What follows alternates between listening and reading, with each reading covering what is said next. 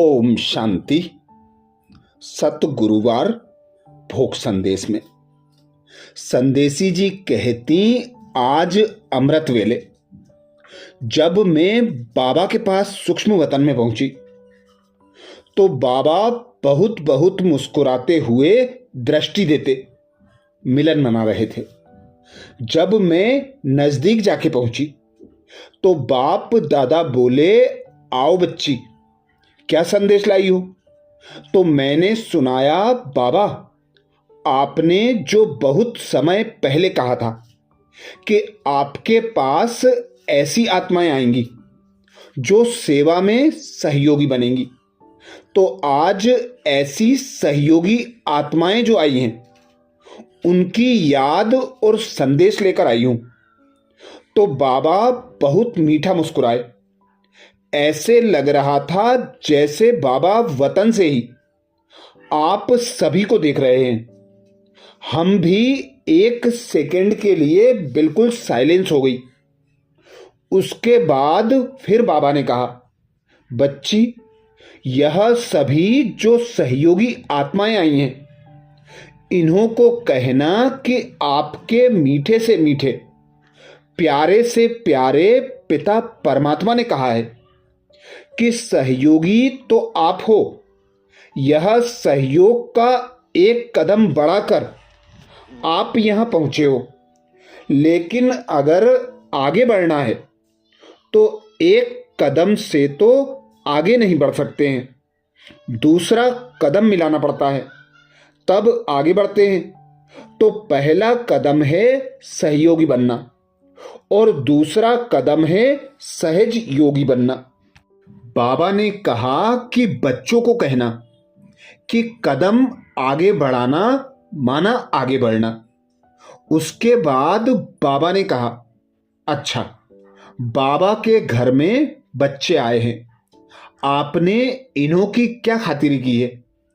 मैंने कहा, बाबा खातिरी तो बहुत की है, आध्यात्मिक भी की, खाने पीने की भी की, दादी ने सौगात भी सबको दी है। बाबा ने कहा, देखो, यह ईश्वरीय विश्वविद्यालय में आए हैं, कोई भी पूछेगा कहाँ गए थे तो कहेंगे ईश्वरीय विश्वविद्यालय में गए थे। तो बाबा ने कहा, विद्यालय में जो भी स्टूडेंट आता है वह कुछ बनकर ही निकलता है, ऐसे ही नहीं निकलता। तो इन्हों को आपने क्या बनाया? तो मैं चुप रही, देखती रही बाबा क्या चाहता है, क्या कहता है, ऐसे ही मुस्कुराती रही।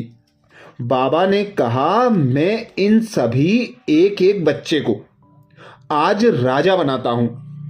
सभी राजा बन गए। मैंने कहा, बाबा यह राजा कैसे बन गए?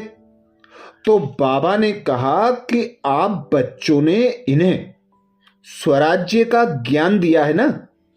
यह जो शरीर है, कर्मेंद्रियां हैं, मन बुद्धि संस्कार हैं, इनके ऊपर आत्मा राजा है। तो बाबा ने कहा कि आपने इन सभी को राजा नहीं बनाया और इन्हों को आसन पर नहीं बिठाया। मैं तो मुस्कुराती रही। तो बाबा ने कहा कि बच्चों से पूछना कि आप स्वराज्य अधिकारी राजा बच्चों के पास बैठने के लिए कौन सा आसन है? आत्मा राजा का आसन है। यह भ्रकुटी अकाल तख्त जहां स्वराज्य अधिकारी आत्मा निवास करती है, और जो तख्त पर बैठता है उसे तिलक भी देते हैं। वह तिलक भी मस्तक पर दिया जाता है। यह मस्तक स्मृति की निशानी है। तो यह स्मृति का तिलक इनको लगाओ कि मैं आत्मा हूं, मैं अकाल तख्त निवासी हूं। साथ साथ बाबा ने कहा कि इन बच्चों को ताज भी पहनाओ, डबल ताजधारी बनाओ। एक ताज है विश्व परिवर्तन की जिम्मेवारी का ताज, और दूसरा ताज है पवित्रता का। तो बाबा ने कहा कि बाप की तरफ से इन्हों को यह ताज, तिलक और तख्त गिफ्ट में देना। बाप दादा की यह गिफ्ट सभी संभाल कर रखना। फिर बाबा ने कहा, इन बच्चों को कहना कि आप कोई ना कोई प्रोग्राम बनाकर आपस में मिलते रहना और प्रैक्टिकल में यह करके बाबा ने जो विश्व परिवर्तन की जिम्मेवारी का ताज पहनाया है उसका प्रैक्टिकल प्लान बनाना और प्रैक्टिकल में यह करके बाबा को रिटर्न देना। ऐसे बाबा ने संदेश दिया और सबको याद प्यार दी। फिर तो मैं बाबा से छुट्टी लेके साकार वतन में पहुंच गई। अच्छा, ओम शांति।